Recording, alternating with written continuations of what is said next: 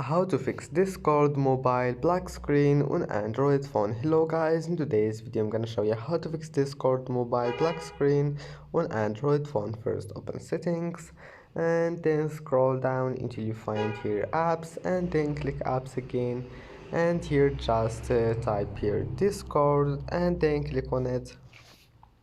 And first thing you need to do here is to click storage and then click clear cache and then force stop. Now just go back and try again, and if that doesn't fix your problem, then all you need to do just go to storage and then click clear data, but you will need to log in again, but your problem will be fixed.